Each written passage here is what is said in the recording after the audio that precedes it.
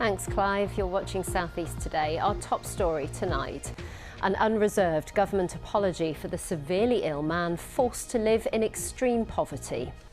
And a dramatic rescue by the RNLI. This paraglider was brought in from the sea off Newhaven.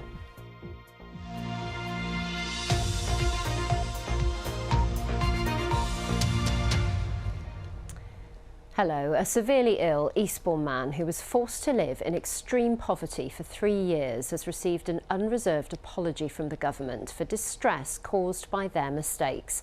62-year-old Hayden Valentine, who has advanced liver disease and other serious health problems, says he couldn't afford to use his heating for 3 years. The Department for Work and Pensions accepts it failed to assess Mr Valentine's inability to work.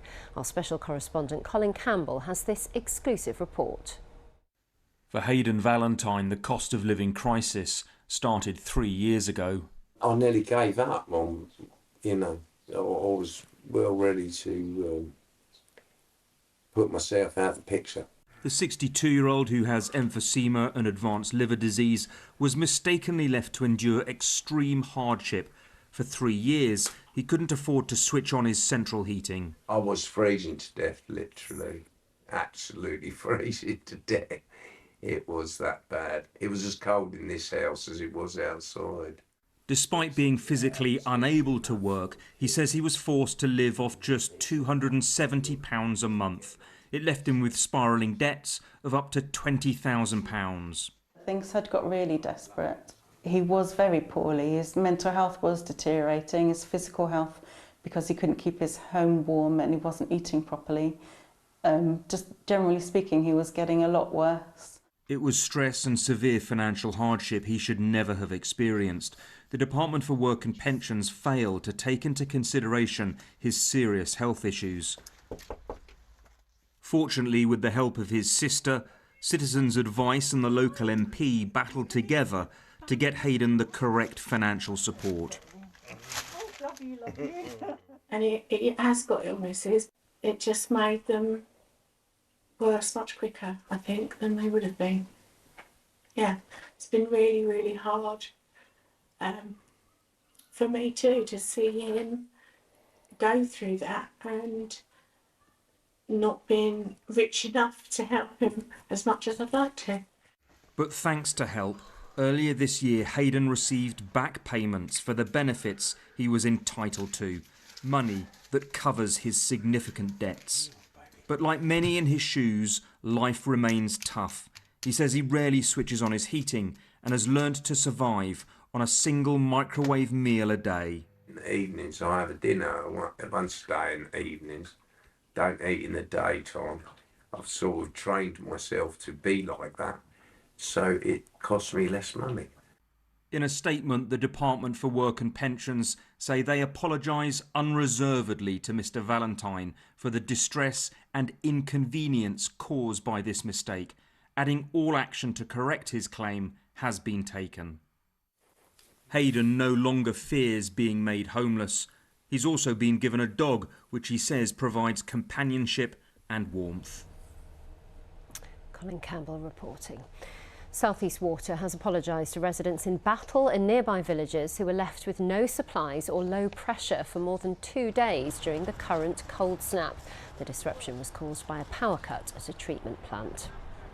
The final witness has given evidence to the Shoreham Airshow inquest more than 7 years since a vintage jet crashed into the A27 while performing at the event, killing 11 men. Anthony Rapson of the Civil Aviation Authority told the court the disaster had led to huge improvements in how airshows are regulated, from risk assessments to banning aerobatics over busy roads. The coroner will deliver her conclusions next week. Dramatic footage of the moment a paraglider was rescued from the sea off Newhaven on Christmas Eve last year has been released by the RNLI. Dermot Ryan was able to use his phone to call for help, but was soon cut off by the incoming tide. The pictures have been released to raise awareness of the work the charity does all year round. I was exhausted. I couldn't. My body stopped working. My arms and legs stopped working, and all I could do was float. And I can remember looking up the sky thinking, this might be the last time you see it. Maybe 30 seconds later, my saviours arrived.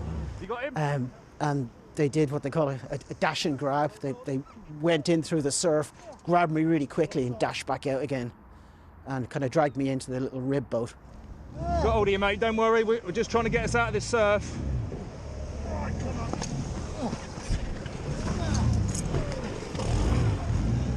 At that stage, I knew I was going to live, which was a really nice feeling. Really nice feeling.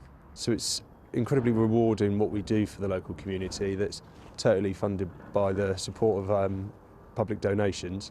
And it's just incredible buzz when you're actually able to go out and save someone's life. Lewis Arnold from the RNLI there. Time now for the weather forecast. Here's John Hammond. Thanks very much. Very good evening. You don't need me to tell you it's another very cold night out there. The chilly theme continues for a few more days. It will gradually get less cold, and then at the weekend temperatures will shoot up briefly. Not much sign of that tonight though, and by morning it'll be very, very ice out there. Temperatures well below freezing once more. Should be dry. The odd flurry possible near the south coast for a time, but actually the skies will brighten, and as a consequence temperatures actually will get a little bit higher than today. So that snow thawing away slowly. Light winds, 2 or 3 degrees will be typical. Another frost tomorrow night, and as I say, it stays chilly for a few more days to come. But as we look towards the outlook, the hint of some yellows approaching. Yes, after a few more chilly days, signs of it turning warmer but wetter through the weekend. Now, before we go, here's your chance to be part of BBC Radio Kent's virtual carol service. You need to upload your carol. You can do that by visiting bbc.co.uk/Kent, following the link to the carol service. The closing date is this Friday. That is it from the late team. We're back from 6:30. Bye-bye.